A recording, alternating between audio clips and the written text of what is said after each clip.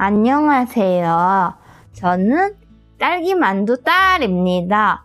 오늘 엄마가 읽을 책은 오늘이 내 생의 마지막 일지라도, 작가 박재현, 출판사 창작시대입니다.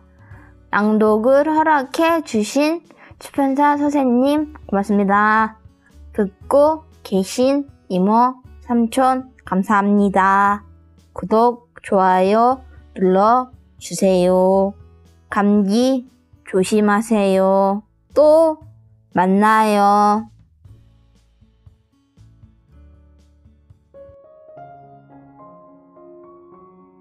안녕하세요.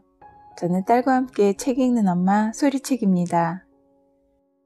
오늘 제가 낭독할 책은 오늘이 내 생의 마지막일지라도, 작가 박재현, 출판사 창작시대입니다. 박재현 작가님의 소개는 오늘 프롤로그로 대신할까 합니다. 시작하면서 웰다잉, 행복한 죽음을 맞이하기 위하여. 독자들은 어릴 적 들었던 호랑이와 꽃감 이야기를 기억할 것이다. 꽃감이 무엇인지 알지 못했던 호랑이는 혼비백산 도망갔지만, 만약 알고 있었더라면 그런 낭패를 보지는 않았을 것이다. 오늘날 우리가 죽음을 대하는 태도도 이와 비슷하지 않을까? 필자가 그러한 죽음과 웰다잉의 문제에 천착해 온 지도 10년이 지났다. 그동안 많은 사람들의 경험과 이야기를 들으면서 함께 고민했고, 매체를 통해 보도되는 관련 뉴스들을 볼 때마다 숨겨진 의미를 찾으려 했었다. 그러하기에 이 책은 나의 이야기인 동시에 당신의 이야기이고 우리의 이야기이기도 하다. 이 책은 7가지 주제로 구분되어 있다. 일부, 죽음을 생각한다는 것에서는 영원할 것만 같은 우리네 삶의 유한성과 죽음을 생각하는 유익함에 대해 서술하였다. 2부, 생명에 대한 예의에서는 사람은 물론 동물, 유전자 배아 등 오늘날 생명을 둘러싼 다양한 현상들을 소개함으로써 서로의 생명과 인격을 존중하는 태도를 다지고자 한다. 3부, 품위 있는 죽음에서는 요즘 사회적 관심사로 떠오른 연명의료에 대한 논의와 더불어 자연사, 안락사에 관한 논점을 서술하였다. 이를 통해 독자들은 자신이 원하는 방식의 마무리를 진지하게 생각해보게 될 것이다. 4부, 이별을 대하는 우리의 자세에서는 사별과 상실, 떠나는 이와 남은 이들의 슬픔과 치유를 다룸으로써 행여 내가 먼저 떠난다면 남은 이를 위해 무엇을 해야 할까를 고민해보고자 한다. 5부, 기억, 불멸에 대한 의지는 장래와 장기기증, 추모 예식의 변화에 즈음하여 기억과 불멸에 대한 무의식적 심리에 대해 서술하였다. 6부, 누구나 혼자인 시대의 죽음에서는 1인 가구가 많은 우리 사회의 전반적인 모습을 다룬다. 혼자인 이들은 어떻게 마지막을 준비하는지, 이를 통해 공동체의 소중함을 다시금 인식하게 되었으면 좋겠다. 7부, 영혼과 초월, 그 미지의 세계는 죽음 이후 그리고 영혼에 대한 이야기이다. 전통적인 시각에서 벗어나 현대적 관점에서 영혼과 사후세계를 다양한 입장을 통해 서술하였다. 책을 읽으면서 그동안 스쳐 지나갔던 일들을 다시금 떠올리게 되리라 기대한다. 부디 죽음에 대해 터놓고 이야기할 수 있는 사회적 분위기를 만드는 데 일조한다면 그것으로 이 책의 의미는 충분할 것이다. 502호의 비밀. 젊은 부부가 마음에 드는 전셋집을 구했다. 그런데 한 가지 이상한 점이 있었다. 분명 4층인데도 현관문에는 502호라고 표기가 되어 있는 것이었다. 집주인은 숫자 4가 찜찜해 5로 했다고 대수롭지 않게 말했다. 혹시나 하여 살펴보았지만 우편함에도 502호로 씌어 있었고 우편물도 이상 없이 도착하는 듯했다. 마침내 부부는 계약서에 502호로 기재하고 확정일자까지 받았다. 그런데 얼마 후 일이 터졌다. 부부가 입주한 건물이 통째로 경매에 넘어간 것이다. 그렇다면 이 부부는 보증금을 되찾을 수 있을까? 유감스럽게도 노였다. 빈손으로 쫓겨났는데 어찌된 일이었을까? 등기부 등본과 계약서 사항이 서로 달라 대항력을 인정받지 못한 것이다. 대항력이란 임차인이 제3자에게 자신의 임대차 관계를 주장할 수 있는 권리를 말한다. 이는 집주인이 바뀌어도 세입자를 보호해주는 권리이기 때문에 세입자로서는 가장 신경을 써야 하는 사항이다. 확정일자를 받는 것은 대항력을 확보하기 위해 가장 중요한 사항이라 할 수 있다. 이처럼 부동산 관련 여러 서류의 사항이 어긋났을 때 법에서 최우선으로 치는 것이 등기부 등본이다. 계약서에는 실제대로 502호라고 썼지만 등기부에는 402호라 기재되어 있었던 것이다. 502호는 주인이 편의상 붙인 명칭에 불과했다. 그런데 주인이 402호에 굳이 502호 문패를 붙인 것은 누구를 위해서였을까? 아마도 숫자 4에서 죽을 4를 연상하는 우리 문화와 관련이 깊겠지만 굳이 구분한다면 임대인 자신보다는 향후에 들어올 세입자를 위한 것이 아니었을까? 하지만 결국 그러한 배려가 오히려 세입자를 망쳐놓고 말았다. 세입자로서는 억울하기 짝이 없는 일이다. 4 대신 F 또는 5로 쓰는 것을 다른 데서도 종종 보았을 터이다. 대형 빌딩이나 공공 건물 등에서도 이런 광경이 낯설지 않은데 하물며 영세한 건물에서야 오죽하랴. 더구나 주인이 문제 없다 하니 세입자로서는 더 이상 문제 삼기도 어려웠을 것이다.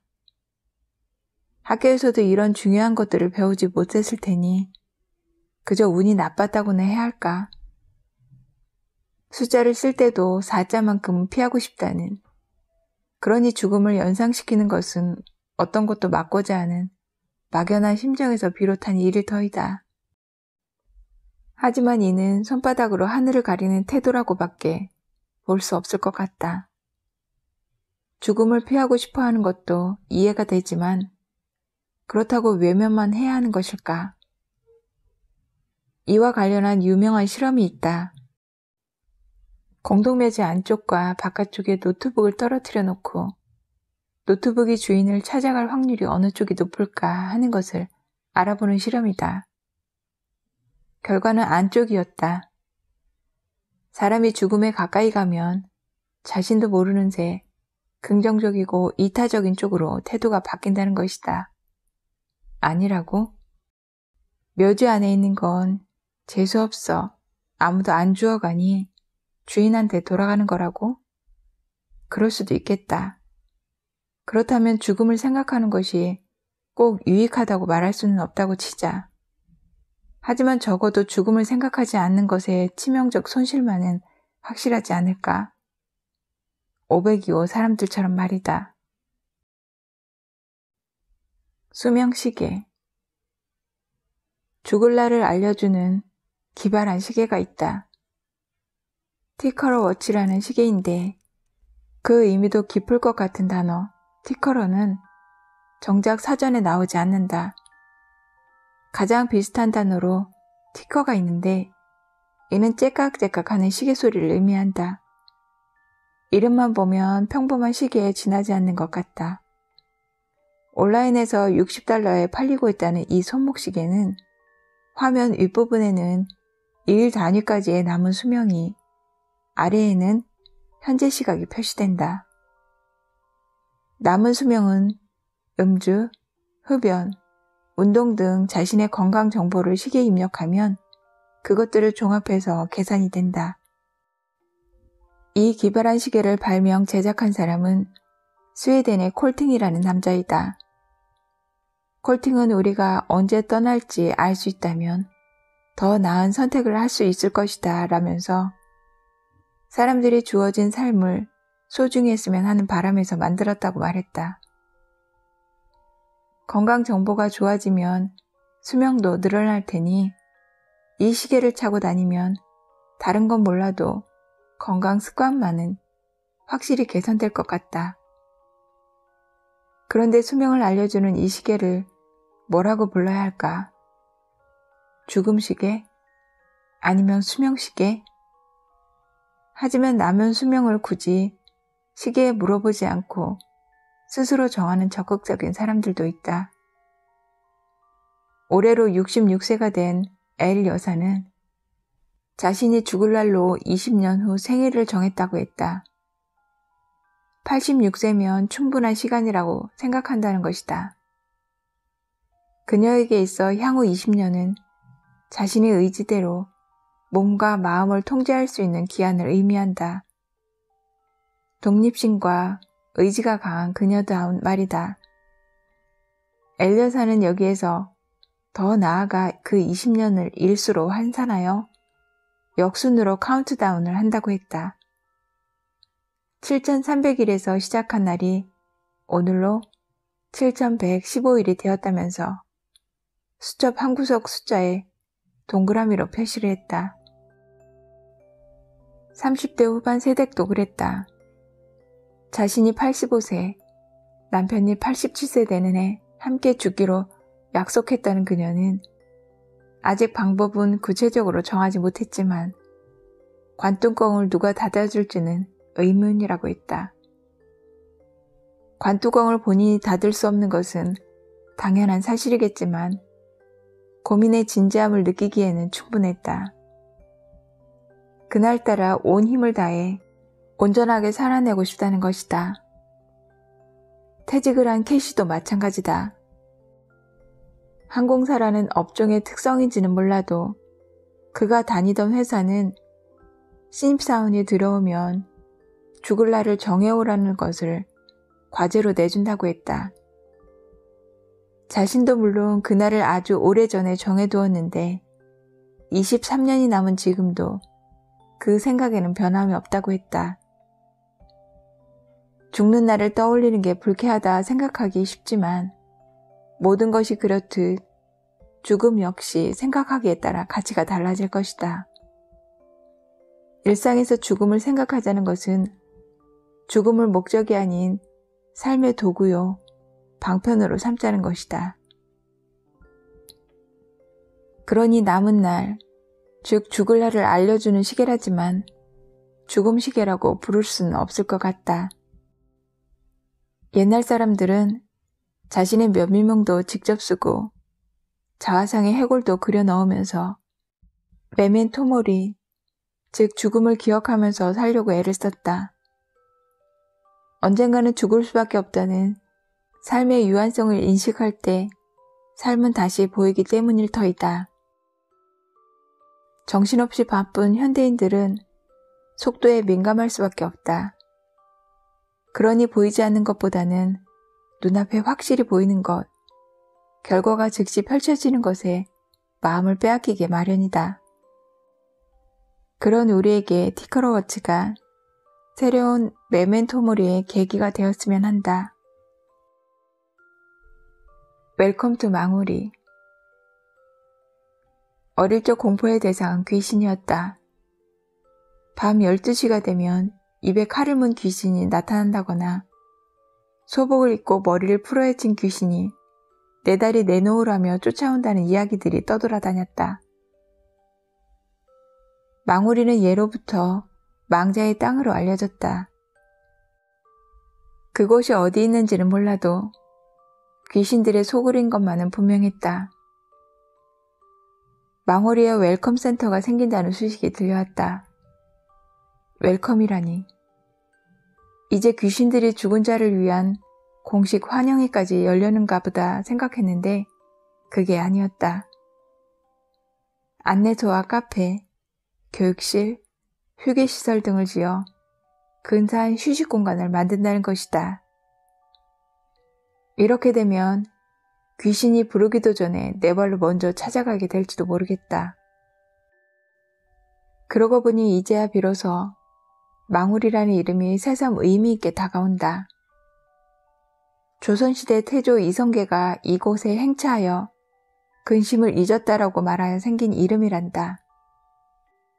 그러다가 일제 강점기인 1934년 묘지로 지정되었다.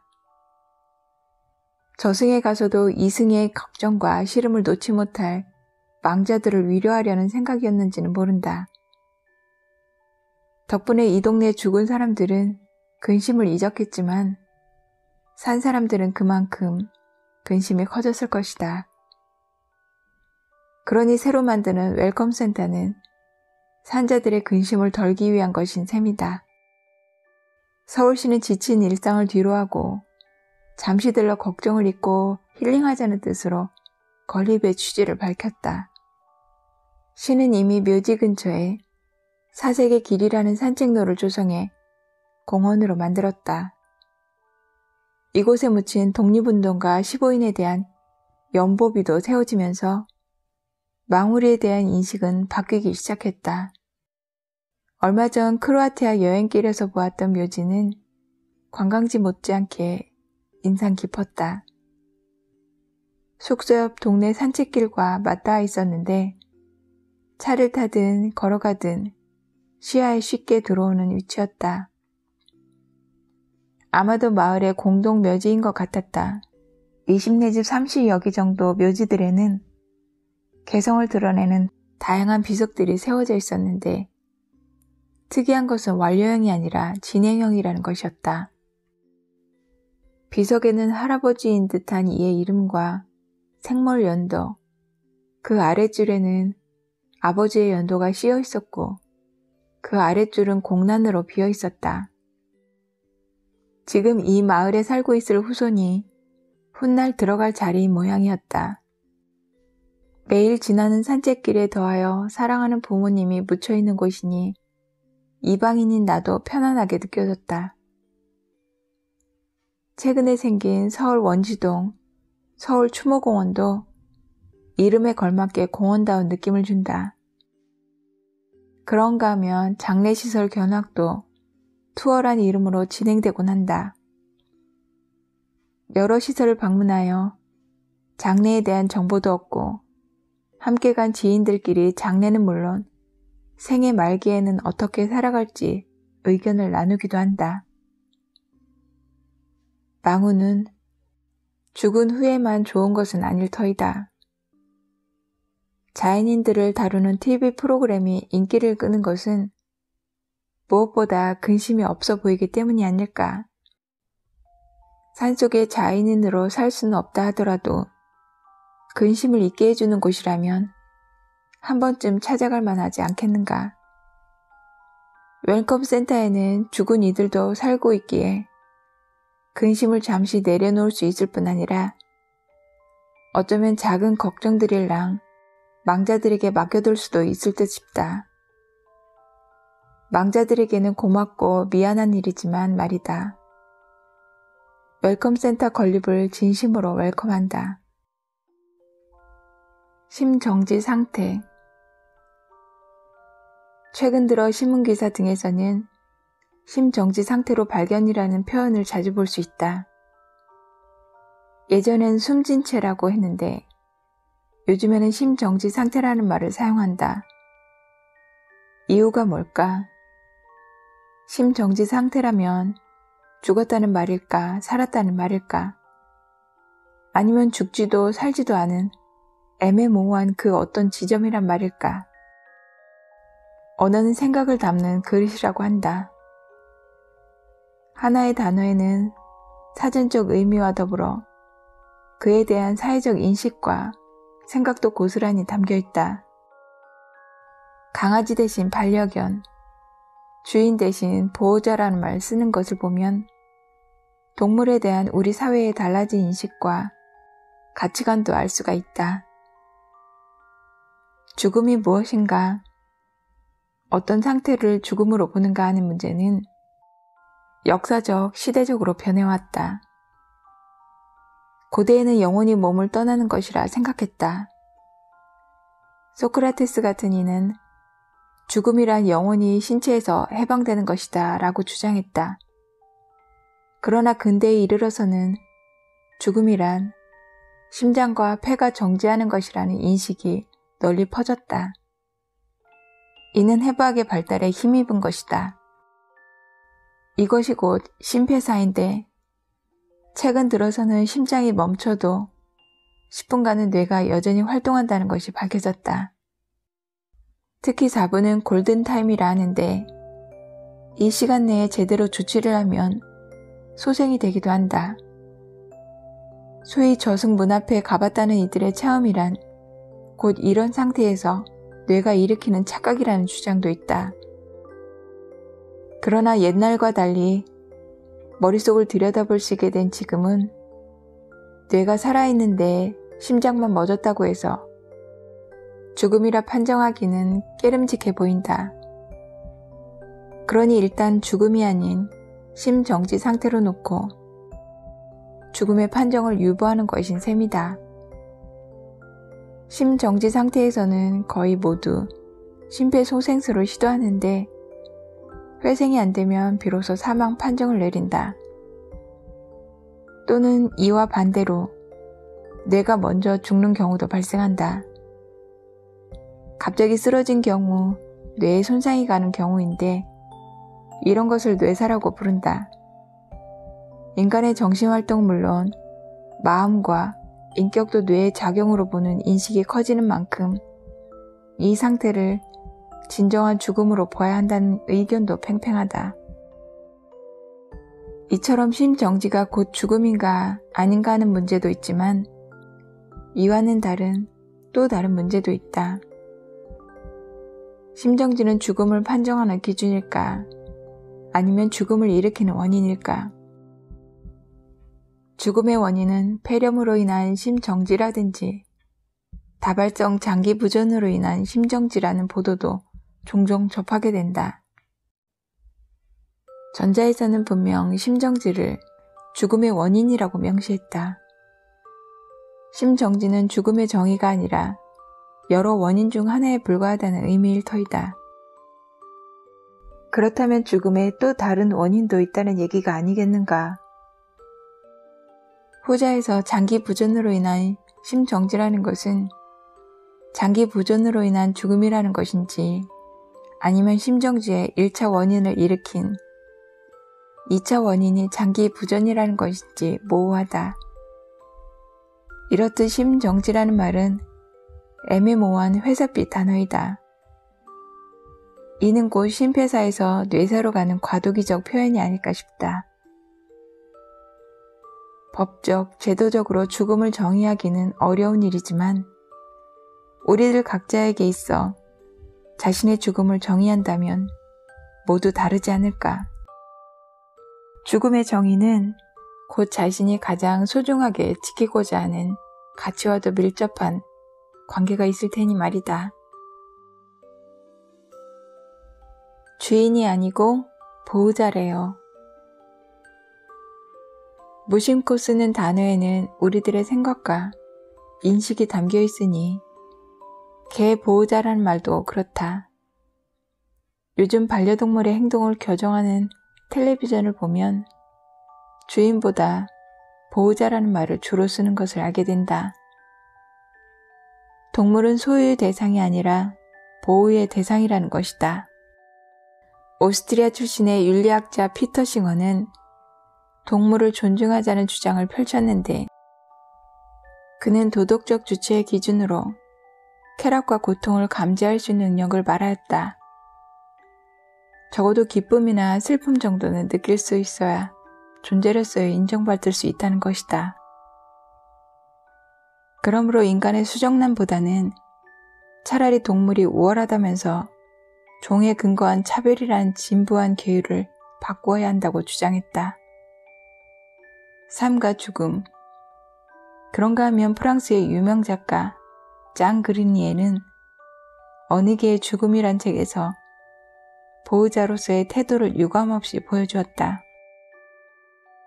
이 책은 개의 죽음이 아닌 개의 죽음에 대한 이야기인데 주억 잃은 유기견 타이오를 하늘나라에 보낸 후 쓴 애도서이다.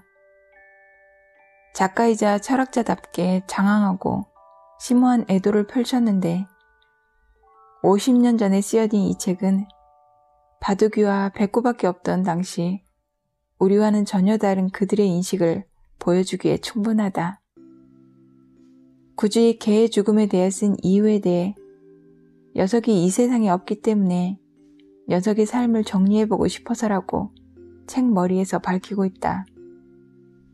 내가 사랑했던 존재라면 그 대상이 동물이라 하더라도 그의 삶은 존중받기에 합당하다는 의미였을 것이다. 녀석은 그 가혹함과 광대함을 두려워하던 대자연에 내가 접근할 수 있도록 한 중재자였던 것이다. 녀석을 통해서 나는 마음을 달래주는 자연의 속성들만을 발견하게 되었다. 이를테면 침묵, 잠, 걱정도 후회도 없는 만족, 언제나 눈앞에 펼쳐져 세상을 감싸고 있는 햇빛, 발 아래서 우연히 찾아낸 샘과 같은 것들 말이다. 녀석을 본보기로 삼음으로써 나는 진정으로 세상에 존재할 수 있었다. 그리니에에게 있어 강아지는 외로움을 달래주는 친구여 반려자, 그리고 자연을 바라보는 창문이요 세상과 소통하는 매개체였다. 그는 한낱 애완견에 대한 애도와 추억을 책으로까지 출판하는 것에 대한 주변의 달갑지 않아 하는 반응에 대해 개에 대해 감상적으로 떠벌리는 것이 우스꽝스러운 일이라는 것을 알고 있다라고 고백했다. 하지만 어디 강아지뿐이랴. 우리는 사랑하는 존재를 잃고 각자의 고유한 이별 방식을 통해 지금까지 보지 못했던 세상 너머 희미한 형상들을 비로소 보게 되는지 모른다. 때마침 개를 가축에서 제외하는 법이 추진된다는 소식이 들려온다. 그에 걸맞게 동물에 대한 우리의 인식도 달라져야 할 듯하다. 영정사진을 벌써. 영정사진을 찍는 20, 30대가 늘고 있다고 한다. 페이스북에는 갑자기 찾아온 죽음에 대비해 가장 생기 있는 모습을 남기세요라는 홍보 문구가 인기를 끌고 있다. 젊은 영정사진을 전문적으로 찍는 사진관도 생겨났다. 이는 젊은 층의 호기심과 사진관의 마케팅이 맞아떨어진 면도 있다.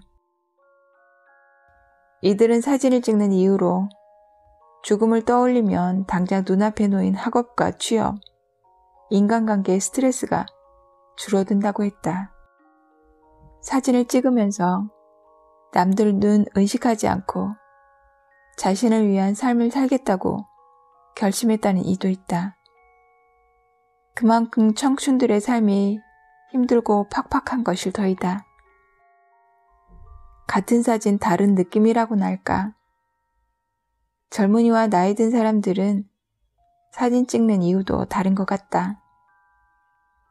나이 든 사람들이 장차 찾아올 조문객들에게 멋있고 아름다운 자신의 마지막 모습을 남기고자 하는 것이라면 젊은이들은 현실의 어려움을 잠시나마 잊거나 삶의 자세를 가다듬는 이유가 크다고 할 수 있다. 나이 든 사람들이 남들에게 보여주기 위해 찍는 것이라면 젊은이들은 자신을 위해 찍는 셈이다. 며칠 전에 참석한 데스카페의 주제는 젊은 날의 초상이었다.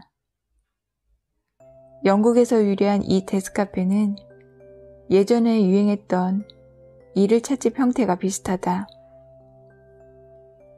죽음에 대한 이야기를 하는 것이 다를 뿐이다. 오늘은 내 생의 가장 젊은 날이라는 표어가 시사하듯 젊은 날의 초상을 찍기로 예고가 되어 있었다.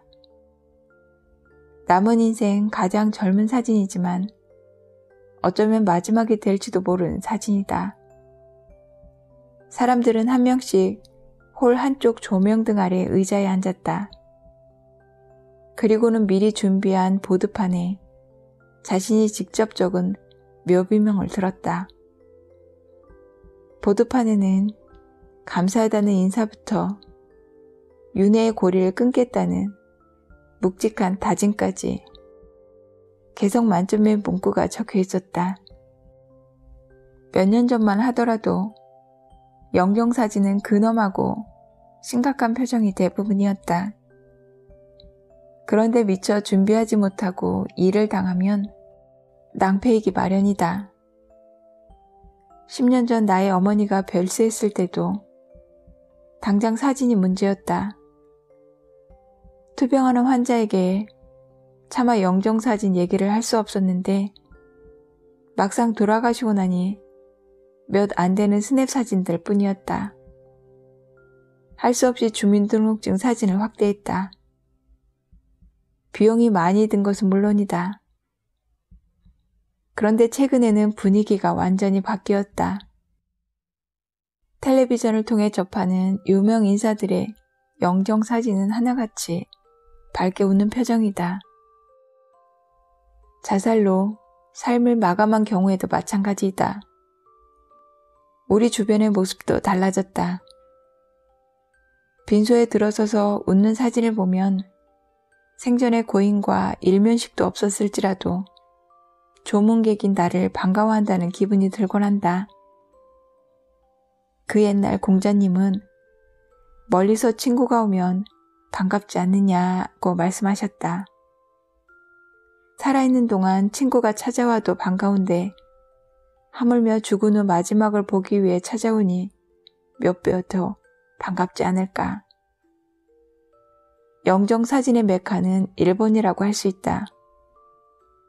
지진이 많은 일본은 죽음을 미리 준비하는 분위기가 우리보다 강하다.